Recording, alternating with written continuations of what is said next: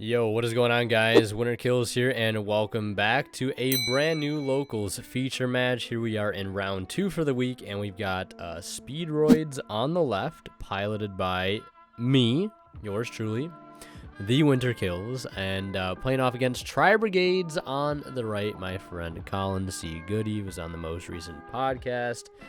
You guys know him from several first place profiles on the channel, playing Shadal, Tri-Brigade variants, etc., etc. So no surprise here to see him on this dueling strategy. But let's take a look at the poll results as we get ready to begin the match. I asked you guys who you thought would win round 2, and about 100 plus votes as I'm recording this, and about 70% of the votes going to Tri-Brigade and the rest going to Speedroid. So not a huge shocker there.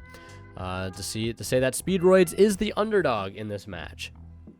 No surprise there. So I think I just showed my opening hand to the camera. I think it was Terratop, Marble Machine, Droll, Double Crossout, Designator.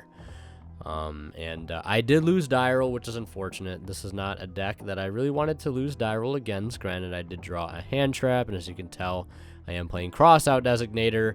And Droll is one of those targets. But, you know, the great thing about playing a card like Crossout Designator, not only does it give you the potential hand trap protection you need going first, especially when you're playing a deck that can, you know, on some hands die to really any given hand trap, which is very unfortunate, especially ones that are as crushing like Nibiru. So having Crossout, you know, at the ready is very, very nice. And then anything else going second, right? Those hand trap targets that you may draw, which I think I can only ever tend to play 6 to 8 of those targets. I think only 6 ever end up being hand traps. The other cards are like talents that are other just going second cards. But either way, I get to droll my opponent here. Like, I might as well use it, right? Make it so he has to hard open Revolt. At least I put him on that. Obviously, you can't use Bear Brum for the rest of the turn. You cannot use Farraget's Graveyard effect to draw. So, you know, we do turn a couple cards off, right? It's not terrible. It could be worse. I only just wish the other Crossout Designator in my hand was literally anything else. Because, you know, with it being a hard once per turn, you know, it is what it is. Like, I've thought about playing, like, 2 Crossout and, like, 2 talents in the deck. But, like, I don't know. I feel like I'm going to get caught in one of those situations where, like, I draw talents and I get hit with Imperm, and then, like, I can't recover at all, or I can't keep playing, etc., etc. I don't know, though. More testing is required. I'm been doing a lot of playing on DB this week, just to try to, like, you know, get a bunch of reps in and try to flesh out certain ratios, because I have, like, a couple different builds in mind with Speedroid, and you guys obviously see more when the first One Deck 1 Month episode goes up on Saturday. And we're going to see our opponent here actually go into Anaconda to, I think, what is going to be the first summon of Destiny Hero Destroyer Phoenix Enforcer that we've seen on the channel. And fun fact, that is actually my Enforcer that I let my friend borrow. So dumping the Dasher from hand, Celestial from the deck, and summoning out a reoccurring Pancratops, essentially. And set 1, and I'm like, that's totally Revolt. He totally hard opened the Revolt, and I draw into a Hound, which is unfortunate. You know, another normal summon, but, like, since I already have Marble in hand, like, I've been back and forth on the normal summon ratios for the Speedroid cards. Like, I've been thinking about playing 1 Tether Wolf, 1 Marble Machine, 1 Hound, and then just play, like, 3 Small World and 3 Wind to be able to go ahead and search out any of the given normal summons I would prefer in a given hand. Or I thought about playing, like, 2 Hound, 3 Marble, 1 Hound, 3 Marble, 2 Marble, 3 Hound, 1 Marble, 3 Hound, etc., etc. It's really hard to, like, know what the correct ratios are at the end of the day.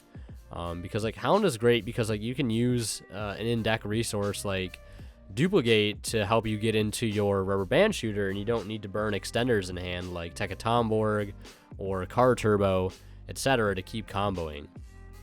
You know, I mean, you do have to burn the Duplicate effect, but, you know, it is what it is. I mean, you're getting into Rubber Band Shooter, you're getting into Rubber Band Shooter.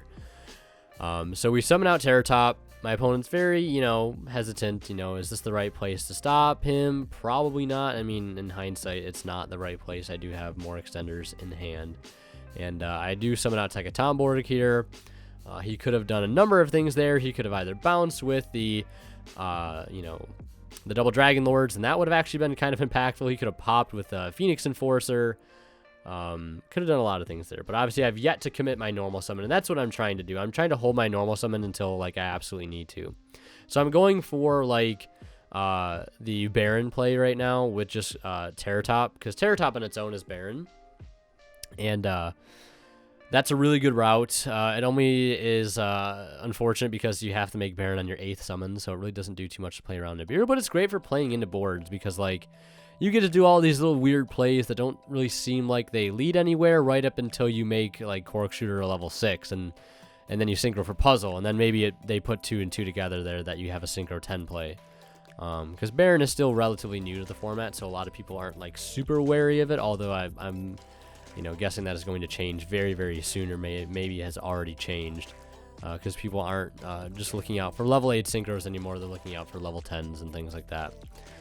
So the materials are going to get brought out here, and I do activate Dice effect again on summon because Dice is not a hard once per turn. Yeah, nor is it a soft once per turn, I don't think.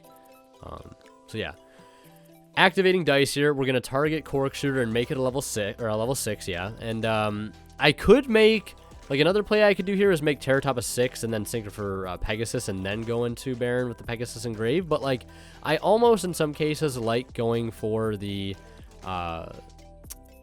puzzle better because of the end phase recursion, which is just insane for follow up.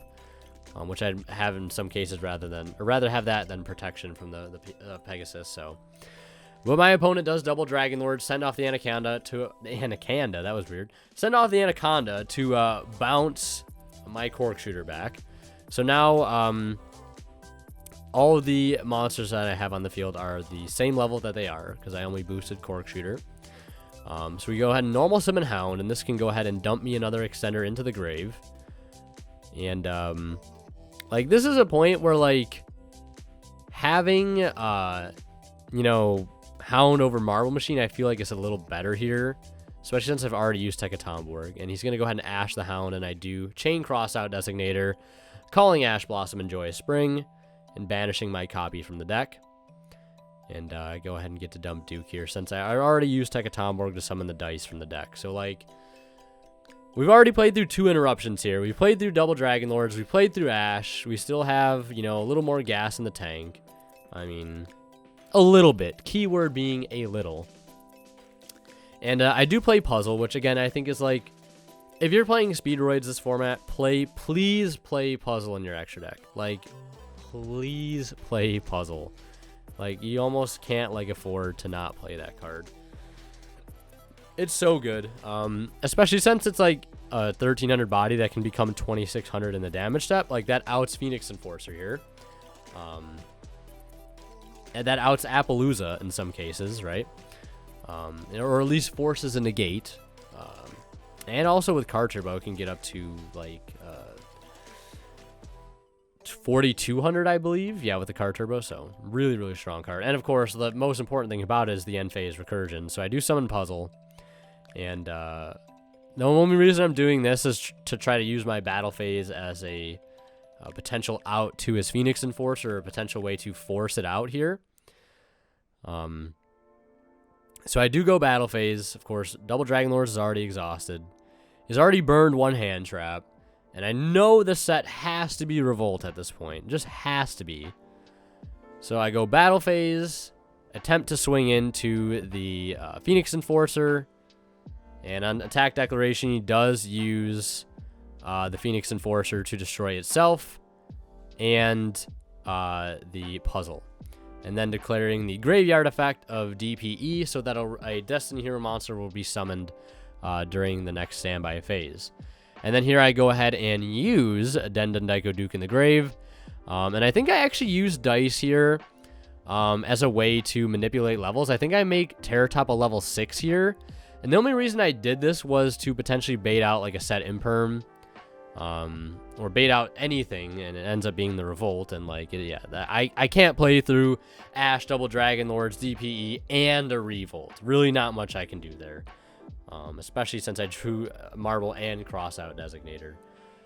Wish those cards were anything else. Maybe a rubber band plane, a speed recovery, etc., etc. But we're into game 2, and I do want to mention a quick shout out to Imperium Duelist. If you guys are interested in picking up amazing playmats, sleeves, deck boxes, dice, etc., check them out at the link below. That's where I got my beautiful Crossout Designator playmat from. The one that I'm using here on the left, the Designator's Mansion playmat, is available for sale alongside their Demon Slayer deck box. The Millennium 4.0 mat is out. Definitely check it out, guys. They sell all sorts of incredible gear, and you can get it all for 10% off using my discount code WinnerKills10 off at checkout. And that is pretty awesome, but not as awesome as Gamma on Tekatomborg. And while this absolute tragedy unfolds, I want to remind you guys that if you are shopping on TCG Player, please do not forget to use my affiliate link down in the description below, because anytime you guys shop and check out using that link, a small bit of revenue from your purchase will go right back in the channel and will help me forget about that instance right there. As I'm forced to set 3 and pass, I did open double Crossout Designator a second game in a row. Now, I do have a set Duplicate, which is basically, for those that don't know, I banish a wind from my grave to target a card my opponent controls and return it to the hand. It's also like a level eater in the grave, once per duel effect. So kind of cool, you know, can act as an extender and an interruption. Nice cross-roll compatibility there. He goes ahead and starts with the Fractal, dumps Kit, dumps Nerval. Nerval's going to go ahead and add a copy of Fractal. And I'm like, all right. So I just have to pray here that he does not have Karas, because if he does, I kind of lose on the spot. So I go ahead and, you know, let him normal summon the Fractal, obviously. And then I go ahead and activate the Duplicate here, because I really don't have an option. Like, I can't let him activate the Fractal here, because, you know, Duplicate's not going to negate it, so I have to bounce it back to his hand. And, you know, stopping the normal summon against the Tri-Brigade deck is most of the time pretty strong. And again, right now I do have the Graveyard effect of Duplicate available to me, and my opponent actually passes. So I'm like, oh my goodness, we've made it out. But we're not out of the woods yet. So we go ahead and go Duplicate, target the Den Daiko Duke, make it lose a level, bring it out to the field, and then link 2 for Rubber Band Shooter. And with Alpha Duplicate, I actually could get into this without using my normal summon, which is really awesome. And my draw for turn, by the way, was Gravity Collapse, which, you know, is a pretty good card if I can establish a synchro. My opponent goes to Ash, the effect of Rubber Band Shooter. Crossout Designator, again, coming in very, very clutch. And again, I was talking about like 3 crossout and 2 versus 3 and 1 ratio crossout to talents versus 2 and 2, but like some cases you cannot afford to like let a card like Rubber Band Shooter get negated, and that's where crossout just, I think, comes in way more clutch. Because like, yeah, I could draw 2 off the talents there, but like I need that effect to resolve, you know. So I go ahead and banish a 7 like usual, reveal Yo-Yo Terror Top. I get the Terror Top to my hand, don't care, didn't ask. Normal summon the Terror Top as my regular normal summon. And I'm thinking, you know, what can I get to search here? What's the play? Can I even play around Nibiru here at this point if he has it? But he's already had Gamma. He already had Ash. What's like the possibility that he has another hand trap? So I go ahead and add the Tekatomborg. And this is going to allow me to try to get into the Cork Shooter line, into Baron, etc., etc. And I already have Duke and Grave, so I could go for like Baron and Crystal Wing here if all of this can go through. And we summon out the dice off of the Tekatomborg. Dice is going to go ahead and target the Terror Top to make it a level 2. Obviously, to try to go into Cork Shooter to go for a Crystal Wing Baroness line, but he does have the Nibiru, so 3 hand traps, extremely rough. Not much I can do here whatsoever. Like, there's a potential way, like, I could have gotten, like, Hagoita on field and then, like, brought out a card turbo if I would have gotten, like, a Marble Machine off that. But, like, he could have Nibiru'd at any point before I made the Crystal Wing and I still lose. I don't think I had a way to stick a Synchro to the field in under 5 summons to be able to use Gravity Collapse. I don't think there's literally any way I could have done it. 3 hand traps, game 2, lost die roll. I mean, what can I really do there? So, if you guys want to see more of my content, click on one of the videos popping up on the bottom of the screen right now. And last but not least, a special shout out goes to our Divine Level channel members, and they are Cadillacs84, Pony Start, Keith Sidgers, Tweeter0226, and Black Ninja Money. Thank you guys so much as always for your extremely generous support.